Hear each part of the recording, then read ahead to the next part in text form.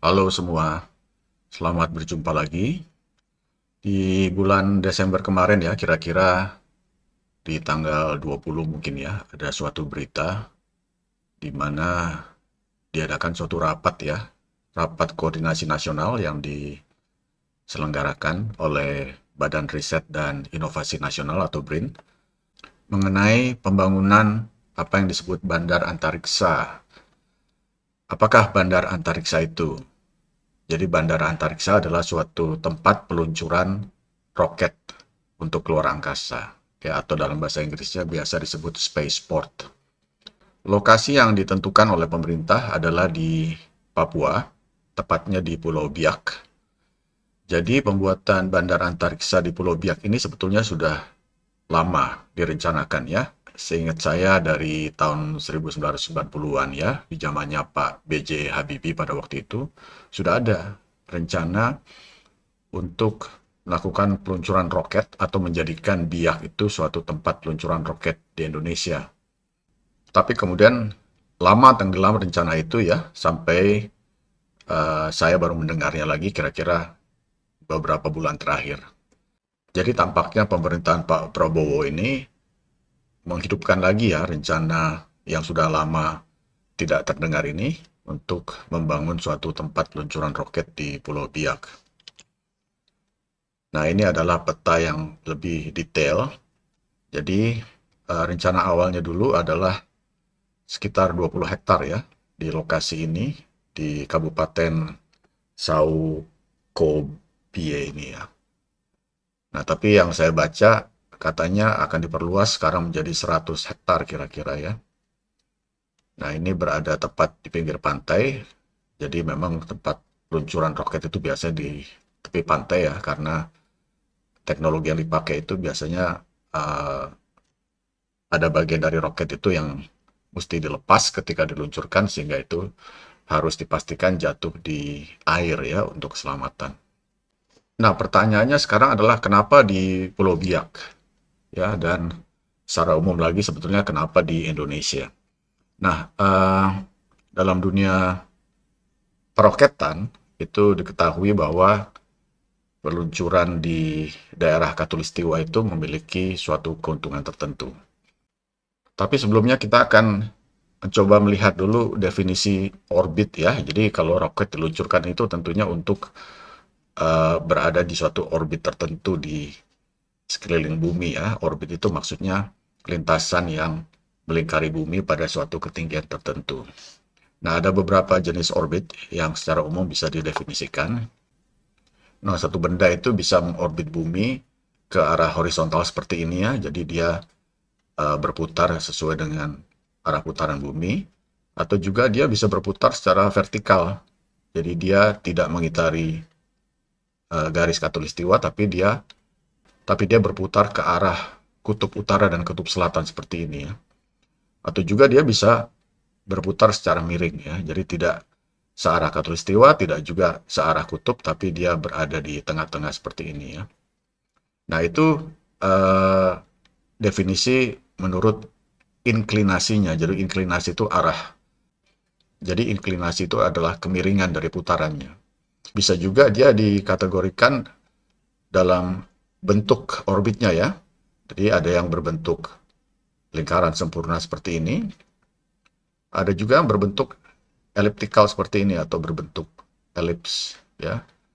Nah, untuk kebanyakan satelit yang mengorbit bumi, kebanyakan itu dalam bentuk lingkaran. Sedangkan bentuk orbit ini biasa dipakai untuk transfer ya, kalau ingin pindah dari satu orbit ke orbit yang lainnya. Nah, kemudian orbit bisa juga dikategorikan menurut ketinggiannya, jaraknya dari permukaan bumi. Jadi yang paling rendah ini yang disebut low Earth orbit atau orbit bumi rendah ya, mungkin bahasa Indonesianya. Ini pada ketinggian di sini tertulis 160 sampai kira-kira 2000 km. Ada juga yang disebut medium Earth orbit atau jarak medium ini dari 5.000 sampai 10.000 km ya. Dan yang paling jauh ini yang disebut geostationary orbit. Nah, ini pada jarak hampir 36.000 km dari permukaan bumi. Gitu ya, jadi biasanya 3 orbit ini yang dipakai ya untuk meluncurkan terutama satelit ya. International Space Station itu berada di low Earth orbit. Sedangkan satelit-satelit komunikasi itu berada di geostationary orbit ini. Satelit-satelit komunikasi yang kita punya ya itu berada di orbit ini ya, pada jarak 36.000 km dari bumi. Termasuk yang paling baru itu adalah Nusantara 5 yang baru diluncurkan mungkin bulan September yang lalu ya. Jadi inilah tipe-tipe orbit. Nah, sekarang bagaimana satelit itu diluncurkan ke orbit ini?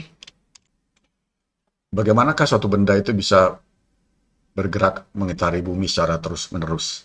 Nah, ini bisa kita lihat dari hukum Newton. Ya, di salah satu video saya yang sudah cukup lama, saya pernah membahas di mana suatu benda itu mengitari suatu benda lain dengan kecepatan yang konstan ya.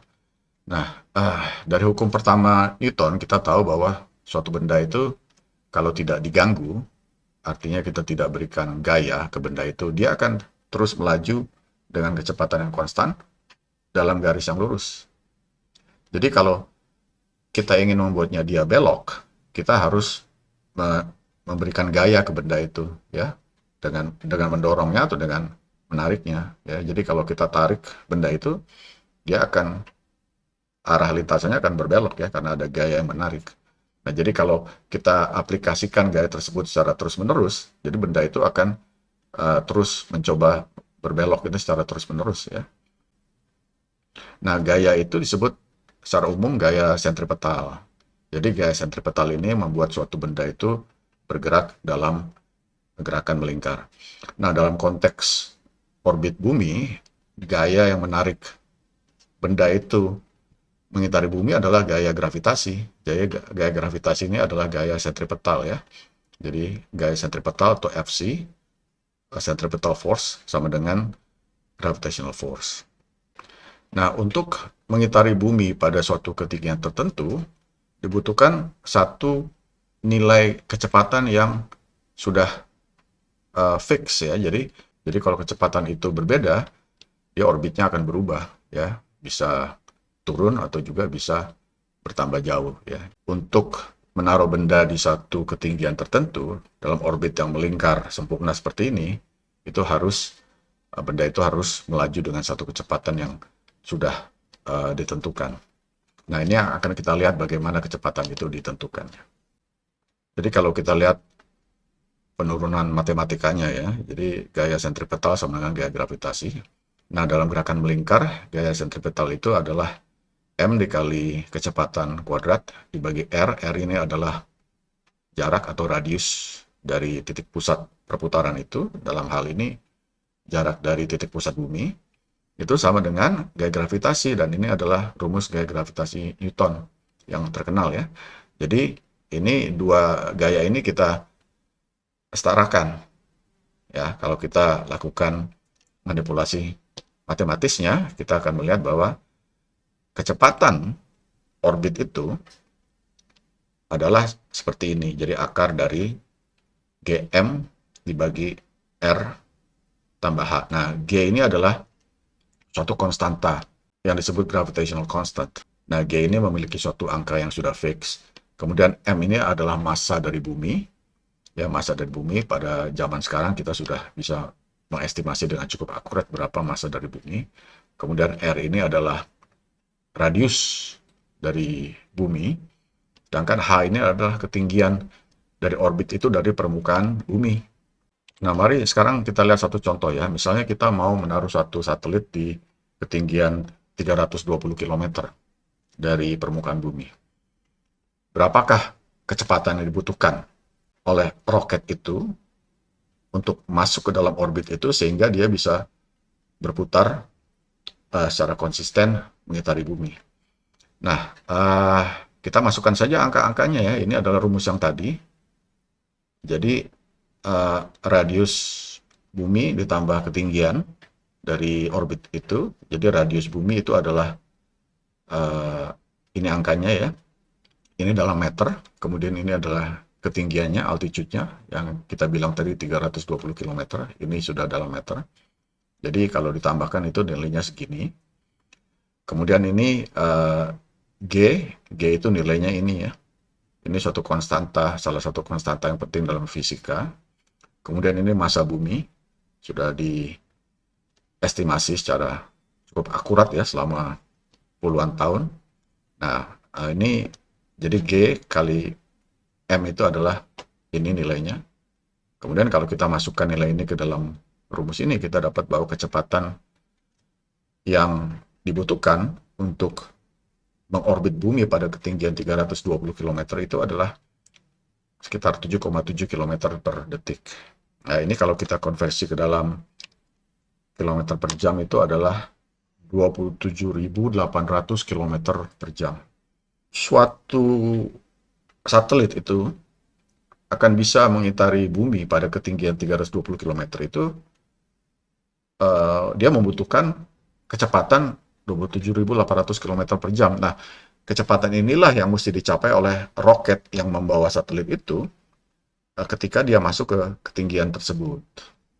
Tuh, jadi seorang perancang roket itu dia mesti tahu dulu pada ketinggian berapa dia mau antar satelit ini, kemudian dia menghitung dengan berat roketnya, kemudian dengan berat payload yang dibawa, dia menghitung berapa banyak bahan bakar yang dibutuhkan supaya roket itu ketika dia mencapai ketinggian yang diinginkan itu memiliki kecepatan yang cukup, gitu ya. Nah, kalau kita perhatikan peluncuran roket dimanapun itu pasti lintasannya itu berbentuk melengkung seperti ini ya, jadi tidak lurus ke atas gitu ya, tapi dia melengkung. Nah, ini tujuannya apa? Ya, tujuannya tidak lain dan tidak bukan adalah untuk supaya dia mengejar bentuk dari orbit ini. Ya, jadi ketika roket itu diluncurkan kan harus vertikal ya. Karena kalau horizontal kan susah mencapai ketinggian ini. Jadi dia mesti vertikal dulu. Nah, kemudian dia akan berbelok dan mencoba mengikuti bentuk dari orbit pada ketinggian yang diinginkan. Nah, pada titik inilah ketika dia sudah sampai di ketinggian yang diinginkan ini, kecepatannya itu harus matching dengan apa yang sudah kita hitung tadi gitu ya. Nah, biasanya roket itu dengan teknologi yang ada sekarang diluncurkan dengan dua stage atau dua tahap ya.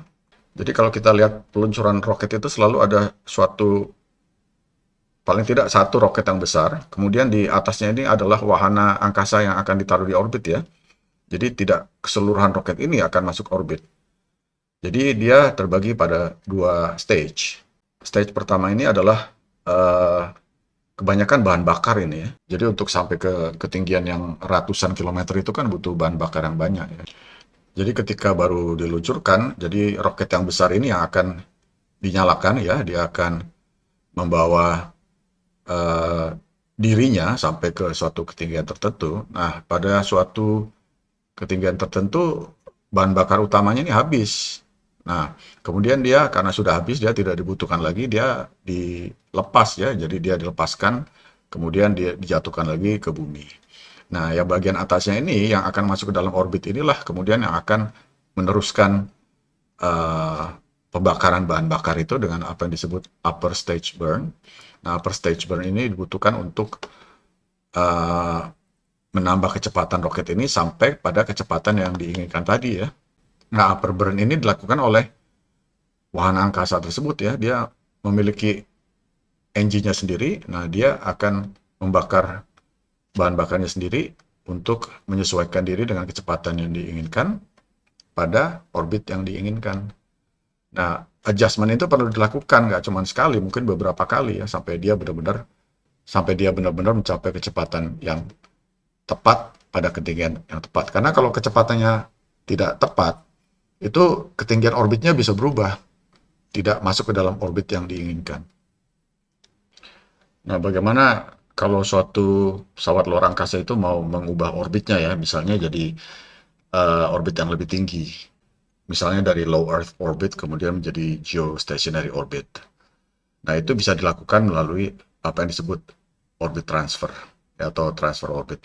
Nah, orbit transfer ini bentuknya lonjong ya. Misalnya suatu pesawat luar angkasa itu sudah mengitari bumi pada suatu orbit melingkar seperti ini dengan kecepatan tertentu. Jadi untuk mengubah orbitnya menjadi orbit yang lonjong, ketika dia berada di sini, dia menambah kecepatan. Ya, jadi dia menghidupkan mesinnya, dia menambah kecepatan, kemudian menyalakannya beberapa saat, kemudian mematikannya. Jadi tidak dinyalakan terus-menerus ya. Jadi disebut prograde engine burn.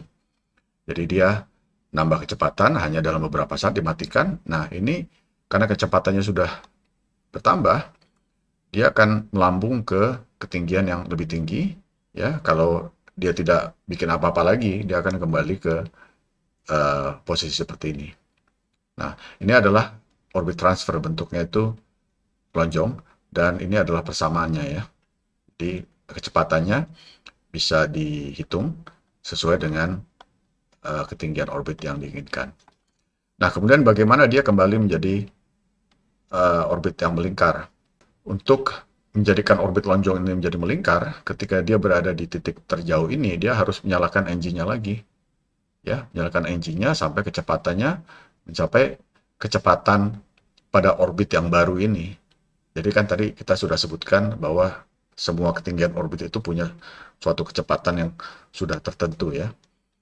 Jadi pada ketinggian yang diinginkan ini, sementara ini kan masih lonjong nih. Jadi untuk mengubahnya menjadi orbit yang melingkar, dia harus menyalakan engine-nya sampai dia mencapai kecepatan yang memang diharuskan untuk orbit yang baru itu.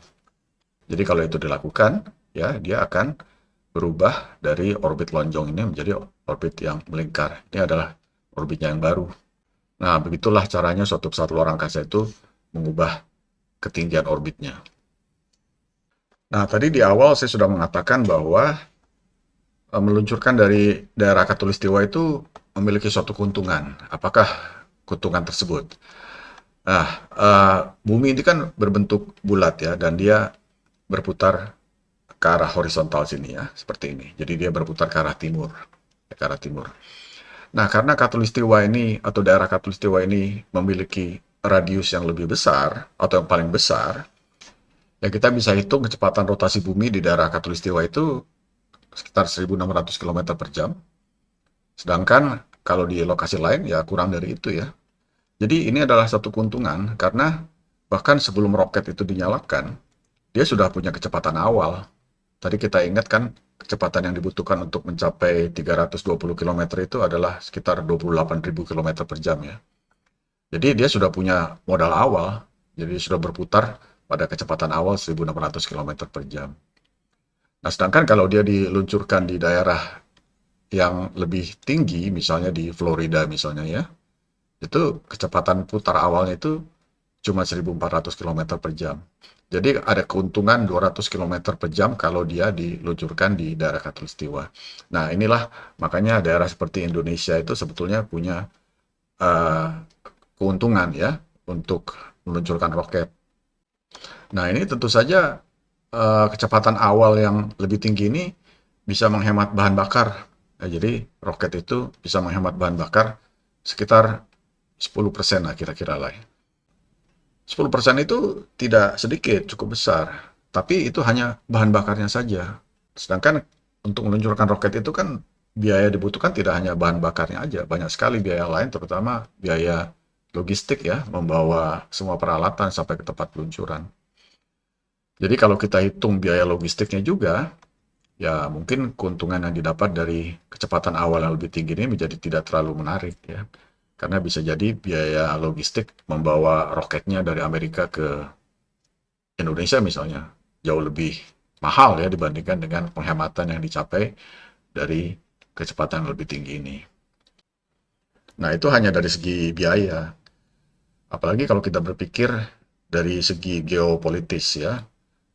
Tentunya teknologi roket itu kan apa yang disebut dual technology. Jadi dia bisa dipakai untuk sipil dan bisa dipakai untuk militer. Jadi menyimpan banyak kerahasiaan. Jadi tidak sembarangan orang itu akan mau membawa teknologinya itu ke negara atau wilayah yang bukan wilayahnya dia sendiri. Karena faktor kerahasiaan tadi ya tentunya tidak mau teknologinya resiko dicuri gitu kan ya.